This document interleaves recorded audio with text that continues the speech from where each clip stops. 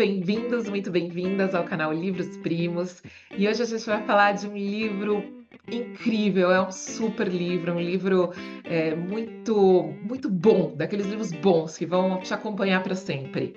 Reparação, de Ian McEwan. Eu sei que você é super fã desse autor. Conta um pouquinho dele para gente começar esse nosso papo. Vamos lá, então, nós vamos falar sobre Reparação, né? Um livro de 2001. Ele tem a tradução em português do Paulo Henriques Brito. Eu sou, sim, um super fã do Ian McEwan, já li um monte de livros, vou ver se a gente fala um pouco de alguns outros livros aqui dele também. Ele é um escritor inglês, nascido em 1948, então está aí perto dos 80 anos. Ele é uma das principais vozes, acho, na literatura contemporânea. E apesar de ele ter iniciado a carreira literária, assim, contando histórias de terror, que até deram um apelido para ele de Ian Macabro, não não tem muito a ver com o que ele escreve ultimamente. Ele construiu uma carreira sólida, assim, com romances de enorme sucesso mundial. Ele foi traduzido para dezenas de idiomas e ele tem vários dos livros dele adaptados para o cinema, inclusive esse que a gente vai falar aqui agora. É, e as temáticas que ele trata são super variadas. Ele é um autor super versátil também, em termos de gêneros, né? Assim, ele já escreveu conto, romance, livro infantil, roteiro de cinema, libreto, não ficção. Ele já escreveu de tudo, esse cara. E ele recebeu também inúmeros prêmios. Ele tem Booker Prize em 98 com um livro que eu gostei muito chamado Amsterdã. Tem outros prêmios, né? Shakespeare, Jerusalem Prize, Medalha Gates em 2020, entre tantas outras coisas que esse cara já ganhou. E ele tem uma história curiosa, que eu achei tão interessante. Eu não sabia disso, mas pensando aqui pra gente no canal, descobri. Ele, ele tem uma história curiosa que é o seguinte: ele descobriu um irmão que tinha sido dado para adoção. Esse tal irmão era 6 anos mais velho que ele, fruto de um affair da mãe deles. Fora do primeiro casamento dela. Mas aí que vem a coisa curiosa, né? A parte curiosa. O pai deles é o mesmo, porque a mãe eventualmente se casou com esse amante que é Uau! também o pai do Ian. Então eles são irmãos de pai e mãe, e ele descobriu isso muito mais tarde. Eu achei uma história Uau! sensacional. E eles se dão, eles se relacionam e tal. É muito curioso. Eu até vi foto deles ali juntos e tal. Uma coisa muito, muito interessante. E ele tem uma obra vasta, né? Como a gente sempre fala de livros primos, eu não vou citar os livros dele depois, quando a gente falar de livros primos, mas já para adiantar para as pessoas que eventualmente queiram ler outros livros dele. Eu li vários, eu procuro ler o tempo inteiro o livro quando ele lança. Tem um para ser lançado agora também, em setembro. Eu estou aguardando aqui, chama What We Can Know. Eu não sei se a tradução em português vai ser O que Podemos Saber ou alguma coisa assim. Mas ele tem outros livros que eu li que eu considero sensacionais. Sábado, Na Praia, Solar, Serena. Tem umas traduções também para dos títulos em português que são um pouco esquisitas. Assim, por exemplo, tem um que chama A Balada de Adam Henry, que em inglês não tem nada a ver, acho que chama The Children Act. O Enclausurado, que Enclausurado. chama Nutshell. Máquinas como eu, que em inglês tem um sentido um pouco diferente, porque é um trocadilho, né? Assim, machines like me, como se elas fossem iguais a mim, ou mas também gostam de mim, né? Gosto. Tem a Barata, que é um negócio meio kafkiano, assim. O último livro dele, Lições, é um livro sensacional, que aliás eu recebi também da editora autografado quando ele saiu. E Ah, esse que também, legal. o novo também eu estou esperando quando chegar, que chegue autografado. Mas ele é um autor sensacional que eu adoro. Me conta um pouco aí do livro, se você curtiu, fala um pouquinho aí dessa história. Vamos lá, eu adorei, eu adorei. Foi, né, sua indicação, como sempre. É uma narrativa, a narrativa dele é muito envolvente. Eu acho que a escrita dele é muito fluida e te prende de um jeito, assim. São mais de 400 páginas, né, esse livro, e você É. quer ler mais, né? Então, enfim, é uma obra genial, assim. Eu gostei muito mesmo. Então, eu vou contar um pouquinho, assim, brevemente, assim. Nem dá para falar tanto, porque é um livro que tem muitas reviravoltas e revelações, então eu vou tentar aqui fazer uma descrição mais breve, sem muito spoiler. Então vamos lá, o livro ele é dividido em 3 partes, né, e a primeira parte ela ocupa mais da metade do livro, acho que são 220 páginas a primeira parte. Essa primeira parte se passa na década de 30, num período pré-Segunda Guerra, e aí a gente conhece mais a fundo ali os personagens centrais. Então, a gente vive um dia essas 200 e tantas páginas, elas se passam durante um dia e uma noite, vai, né, um amanhecer ali na vida de uma família que mora na Inglaterra. E aí, a gente conhece mais a fundo a Bryony. É Bryony ou Briony? Mal, você que fala inglês aí Eu fluentemente. acho que em português seria Brioni. Briony? Então posso Eu falar acho que Briony. seria Brioni. É. Então a gente vive ali, a gente começa a conhecê-la mais a fundo, e ela é, nessa primeira fase ali, ela é uma garota, uma menina que está numa fase de transição, saindo ali da infância, entrando na adolescência. Ele narra isso de uma forma muito interessante, né? Você consegue visualizar isso de um jeito muito real. E aí ela é uma menina muito imaginativa, teoricamente muito inocente, ela quer ser escritora, ela é muito fechada, então, por meio da escrita, ela se mostra um pouco, e o livro começa então com uma peça que ela escreveu para atuar junto com os primos que estavam vindo do norte, né, passar uma temporada ali na casa dela. Então, ela escreveu uma peça para que eles apresentassem para o irmão que está chegando com um amigo. Então, ela precisava ali, ela começa a entender, em certo ponto ali, naquele mesmo dia, ela começa a entender que as histórias dela são muito bobas. É aí que ela começa a entender que ela está nessa transição, né? Então ela entende que ali as histórias são muito bobas, não funcionam mais para ela, que ela precisaria de um romance de verdade, né? Uma história mais realista que envolvesse e tal. Então a gente começa a perceber essa mudança dela nesse sentido. Ela não apresenta a peça, mas isso guarda aí. O ponto-chave dessa trama toda, né, é quando ela está ali da janela e ela vê uma cena que para ela é muito forte, muito, né, como espectadora ela vê de longe, ela não entende o que está acontecendo, mas é a irmã dela, a Cecília, tirando a roupa, né, tirando a roupa e entrando numa fonte, com o irmão de criação delas ali, né, elas tinham um irmão de criação que era o filho de uma empregada, que foi criado junto com elas. Ele está ali do lado assistindo tudo aquilo, ela entra ali na fonte, pega um negócio e sai, enfim, e aí ela fica sem entender aquele contexto e fica com aquilo na cabeça. Ela não sabe, mas naquele momento, né, desperta ali uma paixão entre os dois, entre a Cecília e o Robbie. E aí eles se entregam a esse amor na biblioteca naquela mesma noite. Ela presencia aquela cena em silêncio e ali ela acha que a irmã estava sendo abusada, né, pelo rapaz. Ela fica super atordoada com isso, mas em seguida ela realmente presencia uma cena de abuso, que aí é com a prima Lola, né, que veio passar a temporada ali. E aí ela presencia aquela cena e e aí, digamos que ela se confunde, né? Ela diz que ela acusa o abusador errado, vai. Só que ao longo da narrativa a gente vai entendendo que ela não se confundiu exatamente. Ela precisava culpar aquela pessoa para criar uma história para ela, né? Então a gente encerra esse capítulo com o suposto abusador sendo preso. Fim do capítulo. A gente entra numa segunda fase do livro, o capítulo não, né? Da primeira parte. A Uhum. gente entra na segunda parte do livro, né? Pensando que se trata já de um outro livro, porque ali a gente entra num cenário de guerra, e aí a gente tem Robbie como soldado na Segunda Guerra, né? Ele está encurralado ali com as forças britânicas na França, né? Esperando a evacuação. E ali ele narra os horrores da guerra. Então, aí a narrativa do Ian é muito boa, é muito potente. Ele narra com realismo ali aquelas cenas e tal, e aquilo te envolve, te machuca. Então, essa segunda parte é mais sobre a guerra mesmo, e aí ele fala um tanto de sobrevivência ali, né? Do egoísmo que é sobreviver, né? Porque você precisa de egoísmo para sobreviver, e ele narra algumas cenas eh, muito fortes, falando um pouco disso, e que ele sobrevive também, ou que ele tenta sobreviver à espera de alguém. Então, essa espera que faz você querer viver. Enfim, se encerra a segunda parte, e a gente entra na terceira parte do livro, que é uma parte que vai costurar tudo. Ela vai te trazer respostas, ela vai trazer reviravoltas, vai ter revelações surpreendentes, mas tem ainda uma espécie de epílogo ali que é genial e que amarra tudo e traz o tema da reparação com maestria. Eu acho que Ian, ele faz essa costura de um jeito incrível. Ele tem muitas camadas ali dentro, ele fala sobre muita coisa e ele amarra tudo. É genial. O que que você acha, Mar? Ah, eu sou fã desse livro. Eu tinha lido, né, há muito tempo atrás e reli agora.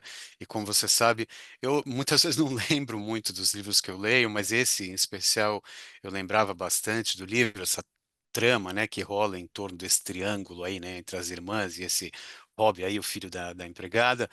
É, e como você falou, todos eles têm uma espécie assim de profundidade, tem muitas camadas diferentes que te prendem desde o início assim. E esses saltos no tempo também te fazem querer entender não somente para onde a história Uhum. vai te levar, mas o quanto o que é descrito é parte da fantasia narrativa, né, dessa Brione, ou fatos ocorridos de verdade. E isso fica meio nebuloso assim na É, história, o que é o que te faz ser envolvido, né?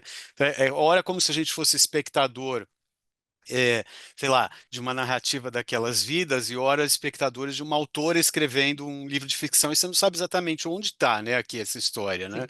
sim, sim. E outros personagens adicionais que também acabam entrando na lógica eles dão na trama eles dão uma lógica assim na história, mostram um pouco outros lados desses protagonistas Uhum. nas relações que se estabelecem com eles, né? E eu curto muito assim a escrita do Ian, porque ele é daqueles autores que te engancham logo nas primeiras páginas, assim, com essa narrativa que você colocou aí meio poderosa, né? Assim, é difícil você largar os livros dele, você acaba dedicando muito mais tempo de sono ou de intervalos da tua vida do que você Sim, poderia. E nesse livro em particular, eu acho, tem momentos de descrição, isso que você comentou sobre a Segunda Guerra que te fazem assim prender a respiração de tão reais uhum. e duros que eles são. Em momentos parece que você sente o barulho, o cheiro, as Isso, coisas, as cores, né, das coisas que estão ao seu redor. Assim, é muito impactante. Não todos os livros deles são assim, mas esse em especial eu acho que tem uma narrativa muito envolvente, muito poderosa. sim.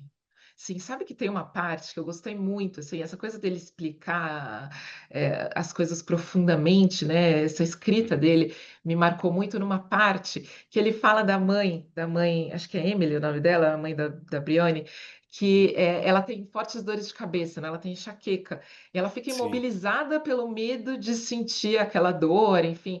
E ele Uhum. trata, são algumas páginas assim que ele fala sobre isso, e ele fala sobre a enxaqueca como um animal dentro da cabeça dela, e ele descreve de um jeito que você. É um negócio impressionante, assim. Eu me vi ali, deitada na cama com ela, e o jeito como ela fica paralisada com o medo da dor. É impressionante, assim, como ele te leva ali para as cenas, para É, dentro das cenas, né? Na guerra, o realismo da descrição dos feridos, né? Que depois ali no hospital ele fala dos ferimentos e do cuidado com os feridos, sei lá, ele me deixou muito angustiada com uma cena da guerra que o Rob tenta salvar uma mãe com um filho de um bombardeio aéreo. Enfim, são muitos momentos que ficaram muito gravados em mim, assim, porque são coisas muito fortes. é.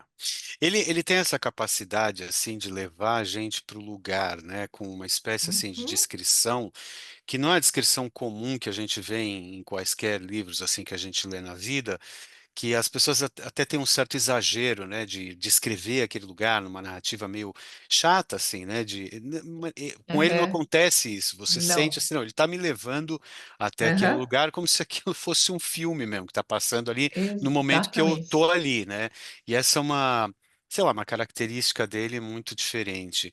Um pouco assim também, uma coisa que me chama atenção, é essa coisa do título, né, que em inglês chama atonement, que pode ser traduzido, está traduzido como reparação, mas pode ser traduzido como expiação também. Tem outros lugares onde foi traduzido desse jeito. Eu acho que tem tudo a ver com essa culpa assim desenfreada, busca por perdão, o que que é capaz, uma mente fantasiosa é capaz de fazer, né? E também o papel da literatura como uma espécie assim de intervenção na realidade, muito É, mais do que eu não vou contar muito mais, porque tem muito a ver com isso, né? sim. Não quero dar spoilers, mas é muito, muito impressionante o que ele é capaz de produzir. sei lá, muito impactante para mim. Ele faz essa análise, né, do poder da escrita, né, e do amadurecimento do escritor, né, e de como um escritor ele pode mudar os rumos de uma história, ou enfim, é o poder da escrita mesmo, né? Exatamente. A gente pode ler uns trechinhos também do livro, não sei se você separou Vamos. aí. Eu separei alguns aqui. Eu tenho um aqui na página 62 que ele diz assim: os homens tiraram os chapéus e ficaram esperando por ela, sorrindo. Cecília perguntou-se como fazia às vezes quando era apresentada a um homem, se seria com aquele que ela terminaria se casando e se haveria de se lembrar daquele momento pelo resto de sua vida, com gratidão ou com um arrependimento profundo. Essa Uh. coisa profética, assim, né, de premonição. E foi engraçado, É, na hora que eu li isso, eu fiquei pensando, né, todo mundo passa por isso na vida, né, de, é. sei lá, aquele momento crucial que você conheceu alguém, será que você vai lembrar daquilo com arrependimento, com uma coisa gratificante na vida, né, a pessoa com quem você vai dividir a sua vida, né, pelo menos assim ela ficava pensando, né. Tem um outro aqui na 65 bem interessante, ó. É, observando-o durante os primeiros minutos de sua fala, Cecília sentiu uma vertigem agradável no estômago ao imaginar como seria deliciosamente autodestrutivo, quase erótico, ser casada com um homem como aquele, quase bonito, de uma riqueza imensa e uma burrice infinita. Ele a encheria de filhos de cara larga, todos eles meninos barulhentos e broncos, apaixonados por armas, futebol e aviões. É tão curto e tão bem escrito, né? Ai, Define sim, tanta sim. coisa. Eu adorei esse trecho Ah, aqui. Eu estou pegando coisas também que não são grandes spoilers do livro, mas que contam coisas muito legais. Esse trecho aqui que eu vou ler é um pouquinho maior, mas eu acho muito interessante. Diz assim: pois essa era a questão, sem dúvida. Ele seria um médico melhor por ter estudado literatura. Que leituras aprofundadas a sua sensibilidade refinada não faria do sofrimento humano, da autodestruição ou do azar que leva os homens à doença, nascimento, morte e entre os dois a enfermidade, ascensão e queda. Esse era o tema do médico e da literatura também. Estava pensando no romance do século XIX, tolerância larga e visão abrangente, coração discretamente caloroso e cabeça fria. Um médico como ele estaria atento para as configurações monstruosas do destino e para a negação inútil e cômica do inevitável. Ele tomaria o pulso enfraquecido, ouviria o último suspiro, sentiria a mão febril começando a esfriar e meditaria, como hum. só fazem os que conhecem a literatura e a religião, sobre Ah, a mesquinhez e a nobreza da espécie humana. uau! Isso Que é tão legal, né? incrível! Como que uma. Eu muitas vezes discuto sobre isso com outras pessoas, assim, principalmente em atendimentos, falando, né, pessoas, se você vai ser um melhor engenheiro, você vai ser um melhor médico, um melhor sei lá o que na vida, se você souber mais, se você ler mais, se você escutar mais música, se você for É, ao teatro, você se torna uma pessoa melhor, né? E ele colocou isso aqui no livro de uma maneira muito curiosa, é. muito interessante. Eu adorei isso aqui. Muita, muita. Eu vou ler aqui um trechinho, Lê lá. eh, sei lá, que eu achei uma coisa mais bonita mesmo. Uhum, Quando a Brienne está com o Robb na biblioteca, né, que acho que uhum. é o primeiro beijo, o primeiro encontro deles, né, eles prenderam a respiração antes de partir-se a membrana. E quando a coisa aconteceu, ela desviou a vista rapidamente, porém não emitiu nenhum som. Isso parecia ser uma questão de orgulho para ela. Apertaram-se um contra o outro, indo mais fundo. E então, por segundos infindáveis, tudo parou. Em vez de um frenesi e êxtase, fez-se a imobilidade. O que os imobilizava não era o fato espantoso da chegada, e sim a consciência assustadora do retorno. Estavam face a face na penumbra, vendo o pouco que se podia ver nos olhos um do outro, e então foi a impessoalidade que desapareceu. Naturalmente não havia nada de abstrato naqueles rostos. O filho de Grace e Ernest e a filha de Emily e Jack, amigos de infância, colegas de faculdade, num estado de júbilo expansivo e tranquilo, confrontaram a mudança extraordinária que haviam realizado. A proximidade de um rosto familiar não era ridícula, era maravilhosa. Robbie observava a mulher, a moça que conhecia desde pequeno, pensando que a mudança se dera inteiramente nele e que era tão fundamental, tão fundamentalmente biológica quanto o nascimento. Então, é um pouco de quando, como eles se conheciam a vida inteira e de como eles se olharam naquele momento e se reconheceram a partir dali, né. Achei tão interessante. Bela Bom, descrição, né? E é. essas, as descrições, eu não vou ler nenhuma delas sobre a guerra, porque eu acho que É, não, aí a elas são gente daquelas que vale a pena ler mesmo, assim, quando você estiver lendo o também acho. livro, passar por isso pela primeira vez, é muito, muito impactante. É, Vamos falar um pouco dos livros primos, de vamos outras lá. indicações. Bom, como a gente sempre faz aqui, a gente busca, se você gostar de um livro, né, o que que a gente pode indicar. Então, se essa for a tua preferência, lendo esse maravilhoso livro aqui do Ian McEwan, que outros a gente recomendaria? Começo eu, começa você, como é que a gente faz? Eu vou começar porque eu gosto muito das tuas indicações e eu tô eu vou deixá-las para o final, que são sempre as melhores. Manda Vamos ver. lá. Sim. Vamos lá. Eu indico, eu acho que Crime e Castigo é meio óbvio até, mas Crime e Castigo do Dostoiévski, né, que Hum, fala de um ex-estudante que comete um crime, né, e aí o livro ele se arrasta num fluxo de consciência, de confissão daquele crime. É uma narrativa muito angustiante, né? E aí eu acho que amarra ali com aquela coisa de que o verdadeiro castigo é a culpa. Então, Crime e Castigo de Dostoiévski, que é uma obra sensacional que vale muito a pena ler, sensacional. me trouxe um pouco isso aqui. E tem um outro que eu li há muitos anos, quando eu era menina ainda, mas eu lembrei dele, que é O Caçador de Pipas, de Hum, Khaled Hosseini. Hussein. Então, o livro ele tem um pouco ali de uma culpa, né? Então, a gente tem ali dois personagens, né? O Amir e o amigo dele, que é um filho de criados, de empregados também, né? Eles são muito amigos. E o Amir, ele presencia uma cena de estupro mesmo, né? Com o amigo. E aí ele não faz nada, né, para socorrer aquele amigo, e aí ele passa, né, o livro atormentado por essa culpa, né? Ele também vira escritor, e aí tem um contexto de guerra, né, os conflitos do Afeganistão. Então É, foi um livro que me remeteu muito ali a um cenário parecido, uma história parecida e a culpa ali carregando toda a história. Conta você, eu acho que Marco. são boas indicações essas. Eu não tinha indicado nenhum desses, e até curioso, porque eu acabei de reler agora, faz pouco tempo, uma coisa do Dostoiévski, esse Sonho de um Homem Ridículo, que é um conto, na verdade, não é nem um livro inteiro, mas é sensacional, isso me fez lembrar dele. E também de que a gente tem que fazer alguma coisa com livros do Dostoiévski, que pode ser Sim, esse, com pode ser Os certeza. Irmãos Karamazov, sei lá, quem for. Bom, vou falar Com aqui de certeza. alguns meus. Eu separei alguns, tá?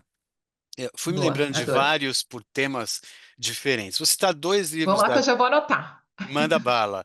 Eu vou citar dois livros da Donna Tartt, eu não sei se você leu esses livros ou não, que eu acho que tem algum parentesco. Um se chama, em português eu sei que eles chamam o Pintacilgo, em inglês eles chamam The Goldfinch, e A História Secreta, que se chama The Secret History. Os dois livros também são dela, e também são tramas sensacionais, assim, que te prendem em torno de culpa, perda, trauma, algumas escolhas perigosas e tentativa de reparar a vida por meio de arte ou de outras coisas, né? Então eu indico esses dois aí dela, vai estar bem, bem indicado. Outro interessante, mas que dessa vez é ambientado na Primeira Guerra Mundial, e é um livro bastante famoso, é o Adeus às Armas, do Ernest Hemingway, que é um super autor também. Então, para aqueles que estão interessados mais pelo lado de descrições da guerra e esse tipo de Uhum. ambientação, esse é um baita livro. Dois livros do Kazuo Ishiguro, que você sabe também que eu sou fã, eu gosto muito da literatura dele. Um é o famoso Vestígios do Dia, ou Remains of the Day, ou o Não Me Abandone Jamais, o Never Ah, Let Me eu Go, que amo. você gosta muito, que também tratam dessas perdas, de incapacidade de reparar o passado, esse tipo de leitura. E um último, por fim, que eu quero indicar, um livro que eu simplesmente adoro, de um autor húngaro chamado Sándor Márai, que se chama As Brasas. Eu acho que eu já te indiquei esse livro também, Sim, já. que trata assim uma espécie de reencontro de dois amigos bem mais tarde na vida, meio para pôr a limpo algo que pode ou não ter sido um mal-entendido envolvendo uma mulher, uma Uhum. tentativa de assassinato. E eles também têm uma espécie assim de esgrima verbal assim, né, em torno de alguns temas como Muito bom. amizade, traição, tem arrependimento, tem vingança, e é um dos meus livros prediletos na vida. É um livro curto, vale muito a pena. Para quem não leu, de mão cheia. Eles não têm a ver um com o outro aqui, são livros por parentescos diferentes, mas todos É. eles livros muito bons de serem lidos. Uhum. Sim, sim, muito bom. A gente precisa fazer mesmo. Então vamos fazer Dostoiévski, vamos fazer Kazuo Ishiguro e vamos fazer As Brasas, que é sensacional mesmo, vale muito a Vamos, pena. vamos. E se É isso você aí. tiver aí inspirado, inspirada a partir dessas leituras e quiser indicar também para gente outros livros primos a partir da leitura do McEwan, de outros aí, a gente vai adorar saber também. É isso aí. Então comenta aqui, deixa aqui nos comentários quem são os livros primos para você. Aproveita, se inscreve no canal, continue acompanhando a gente e até a próxima. Isso aí, até lá.